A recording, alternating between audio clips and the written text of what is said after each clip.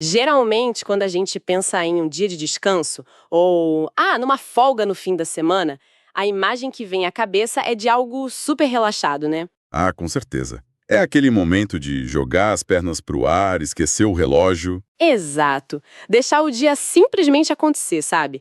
Uma pausa total daquela rigidez da semana de trabalho. Pois é, aquela hora que a gente finalmente desliga. Mas, e se o dia de descanso for, na verdade, o período mais rigorosamente estruturado, policiado e mentalmente exigente de toda a existência humana? Nossa, isso muda tudo. Sim! Então, bem-vindos a mais uma imersão profunda.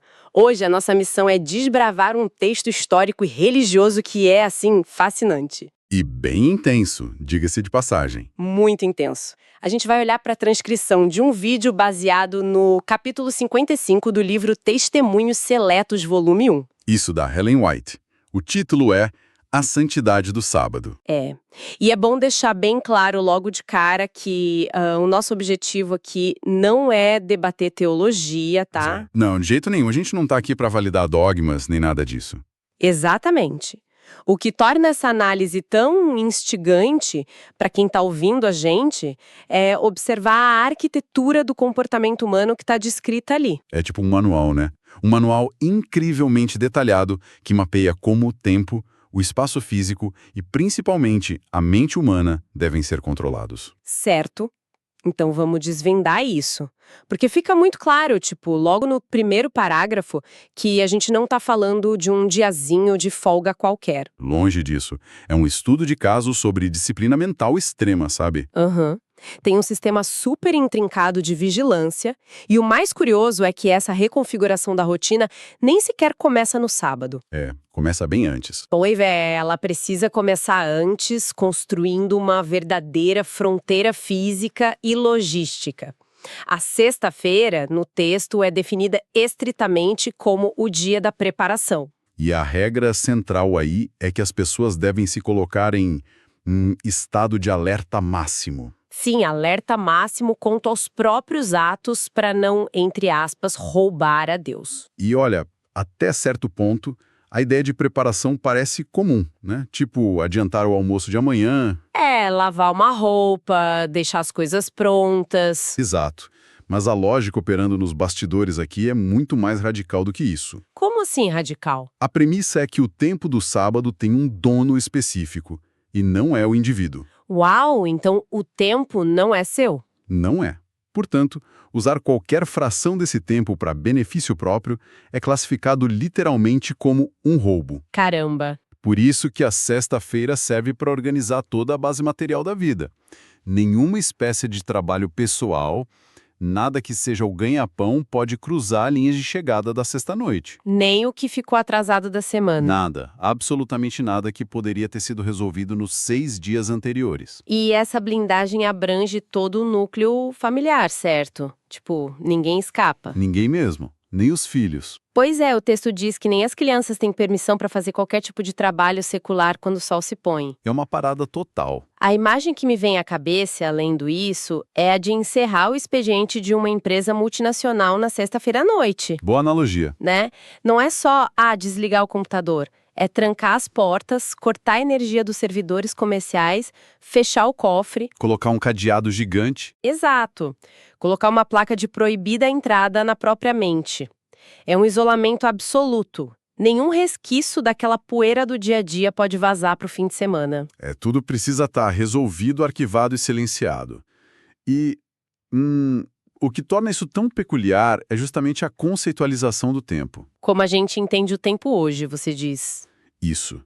Nós, na era moderna, a gente enxerga o tempo como algo muito fluido, elástico e, principalmente, nosso. É o nosso recurso para gerenciar. Se eu atraso uma tarefa na quinta, eu empurro para o sábado de manhã e tá tudo bem. Exatamente.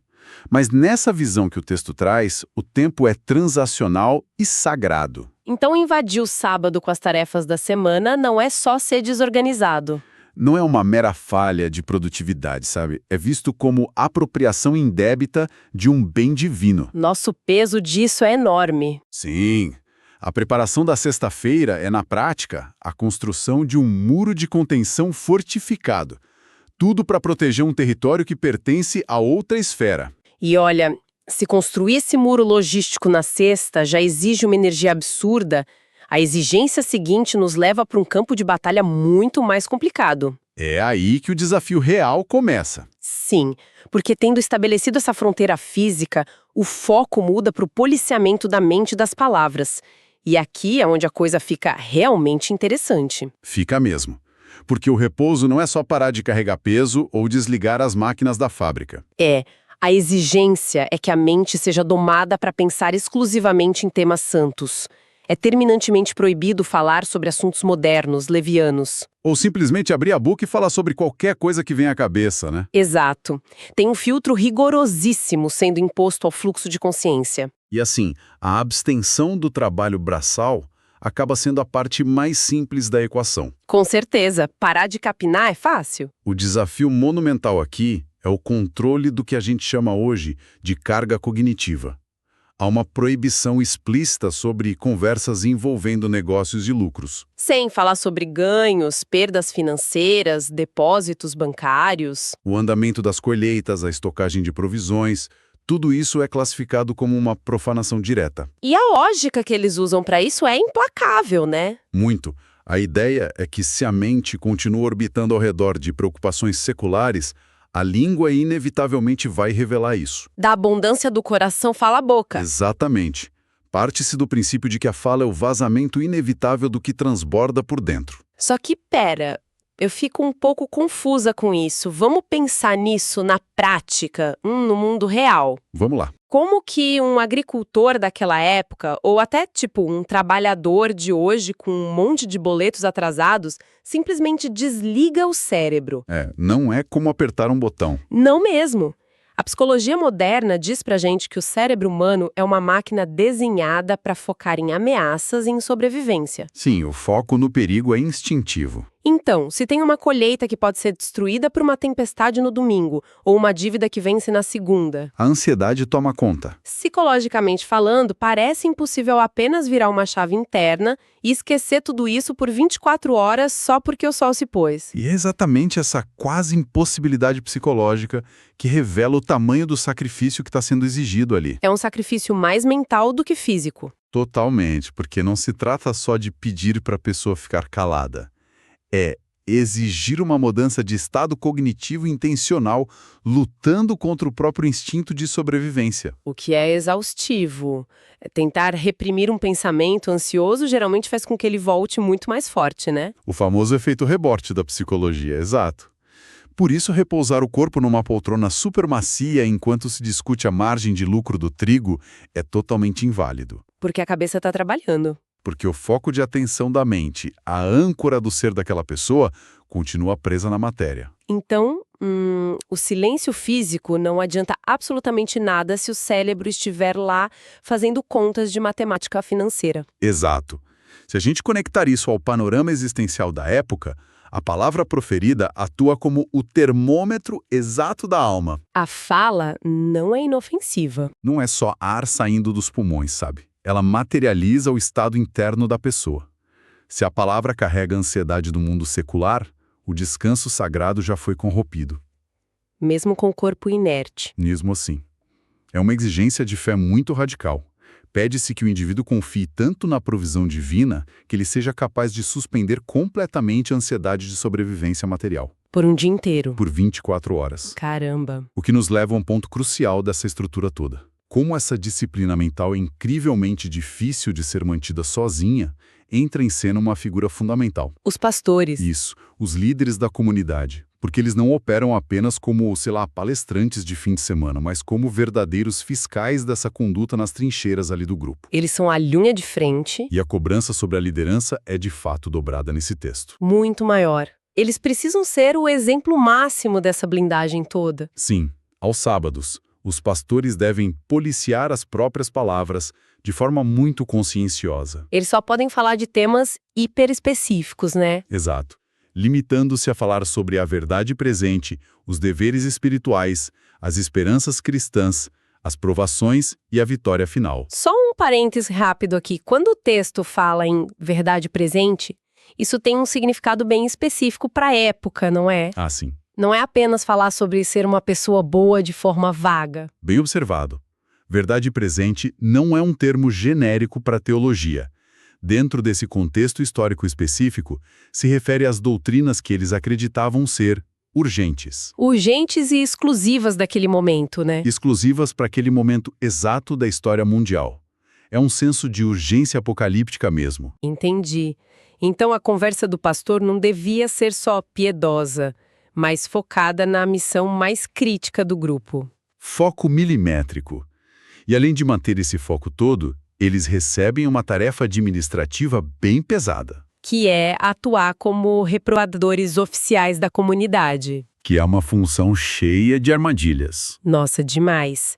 Eles são instruídos a reprovar aqueles que esquecem de santificar o sábado, repreendendo ativamente quem começa a ter conversas mundanas. Mas tem um detalhe enorme aí. Sim, o texto diz que eles devem fazer isso de maneira, aspas, bondosa e solene. Imagina a dificuldade. Lendo isso, a imagem que me vem é a de árbitros espirituais circulando pela comunidade com cartões amarelos. Cartões amarelos verbais. Isso.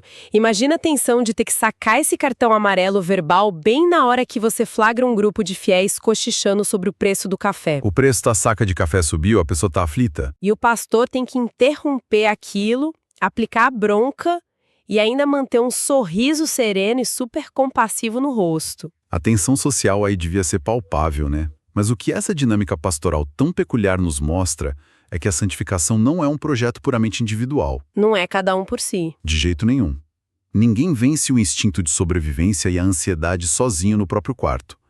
É um esforço colaborativo. É comunitário. A congregação funciona como uma malha de contenção para essas fragilidades cognitivas que todo mundo tem. Exato. É quase como se o grupo emprestasse a força de vontade que falta para o indivíduo naquela hora. Nossa, que interessante ver por esse lado. O pastor, nessa analogia, funciona como uma âncora de segurança.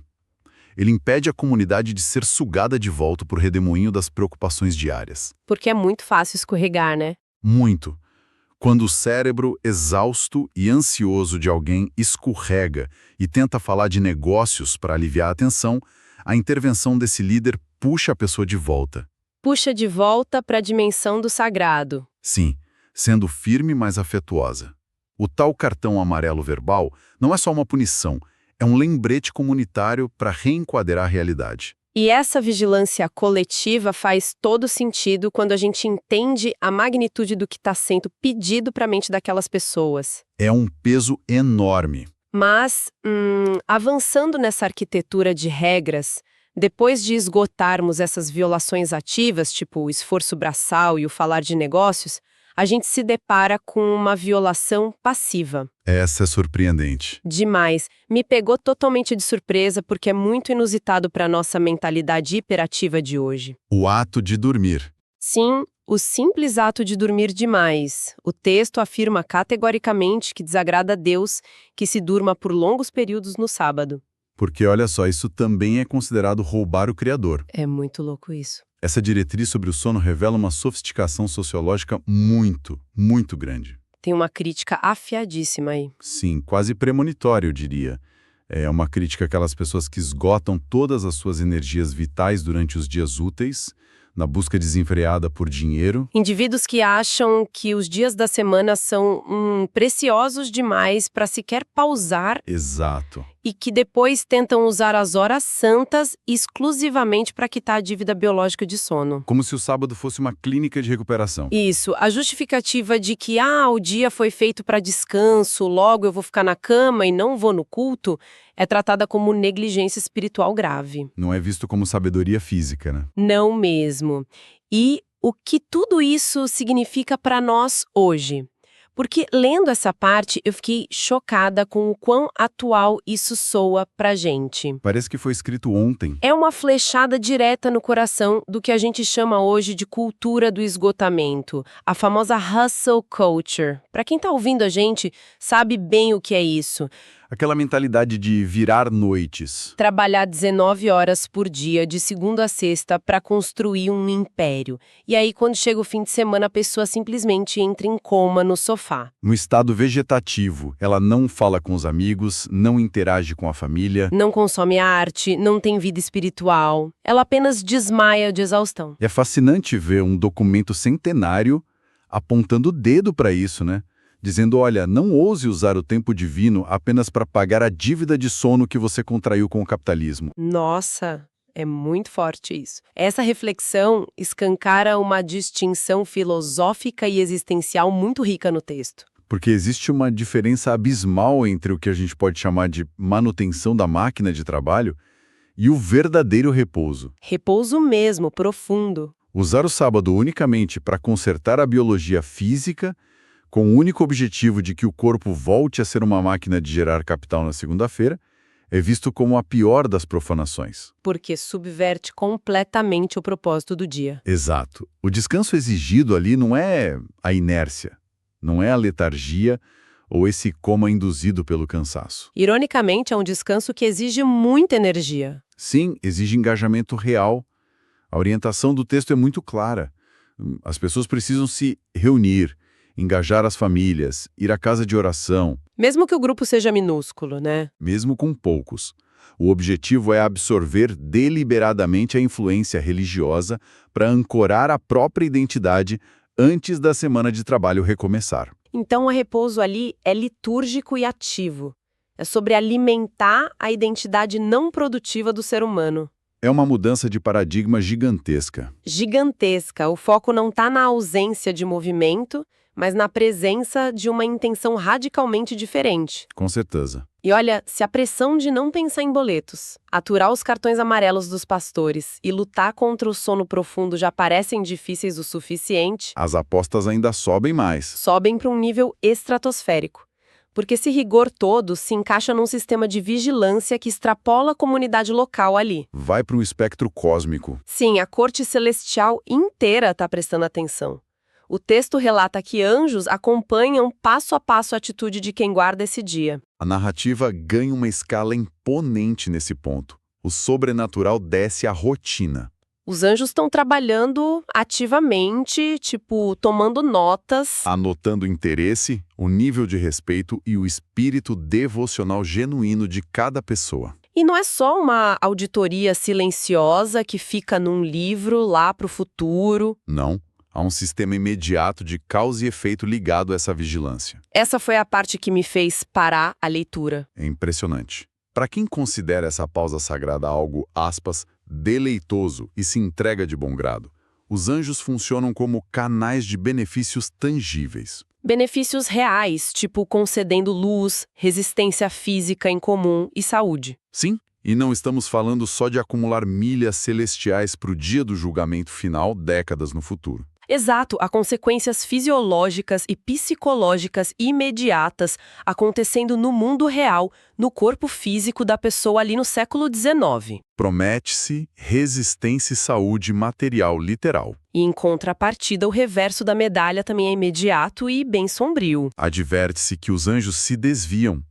Eles retiram sua luz e força daqueles que não apreciam a santidade do dia. E o resultado disso é descrito de forma muito vívida, né? Essas pessoas ficam assombradas por uma nuvem, Frequentemente tristes, abatidas e sentem um vazio espiritual profundo. A mecânica dessa punição é muito reveladora.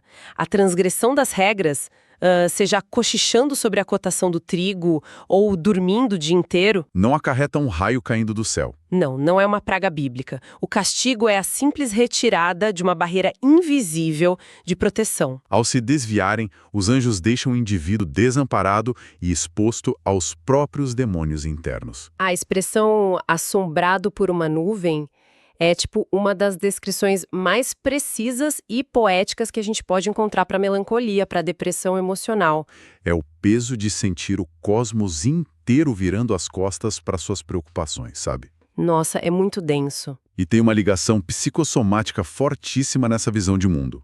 A falha na disciplina mental e espiritual se converte rapidamente em doença. Em cansaço crônico e abatimento. Sim, o texto une de forma indissolúvel a forma como se administra o tempo sagrado com a saúde mental e física do ser humano. Então, aquele que não consegue frear a própria mente produtiva acaba sendo engolido por ela. Exato, manifestando essa nuvem escura de tristeza e desconexão com o divino. Bom, é uma jornada impressionante que a gente mapeou aqui hoje, né? Realmente. Saindo lá da lama da rotina de trabalho até chegar nas esferas celestiais. Só para amarrar os fios da nossa investigação de hoje, a gente começou com a necessidade logística brutal de trancar as portas de toda atividade antes do pôr do sol. O muro de contenção. Isso.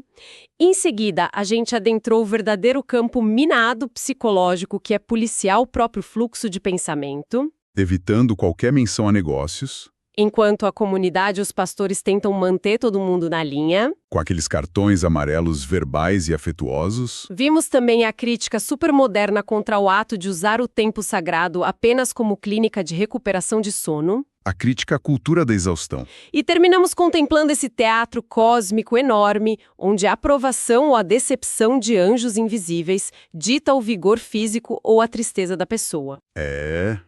E se a gente tiver que extrair a essência de todo esse rigor, o que fica evidente é que a verdadeira dedicação exige muito mais do que inatividade. Infinitamente mais do que só cruzar os braços. Exige uma reprogramação deliberada, vigorosa, algo que consome muita energia para conseguir mudar o foco da mente. Trata-se daquele desafio hercúleo de esculpir e proteger um bloco de tempo onde a nossa utilidade produtiva é reduzida a zero. É afirmar que o valor humano não está só no que ele planta, vende ou lucra. Com certeza. O valor está na capacidade de se conectar com algo além do mundo material. Uma baita reflexão. E isso nos leva a um pensamento final para deixarmos no ar hoje. Algo para quem está ouvindo ponderar, mesmo de uma perspectiva completamente secular. O que seria? Hoje, a gente vive num ecossistema de hiperconexão. Notificações constantes o tempo todo. Aquele pequeno retângulo luminoso no nosso bolso dissolveu completamente qualquer fronteira entre escritório, quarto e lazer. A ansiedade produtiva está no nosso colo 24 horas por dia, né? Pois é.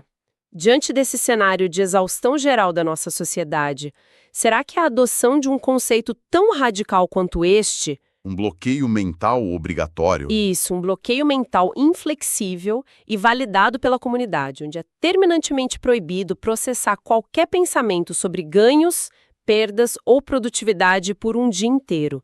Será que isso não seria talvez o antídoto definitivo para a nossa sobrecarga cognitiva? Olha, é incrivelmente difícil de aplicar na prática, mas faz muito sentido. Quase impossível, mas fica a reflexão. Numa era onde a nossa atenção é o recurso mais explorado do planeta, talvez blindar as portas da nossa própria mente e declarar um fim de expediente absoluto seja a nossa única chance real de sobreviver à semana. Sensacional. Bom, por hoje é só. Até a próxima imersão profunda, pessoal!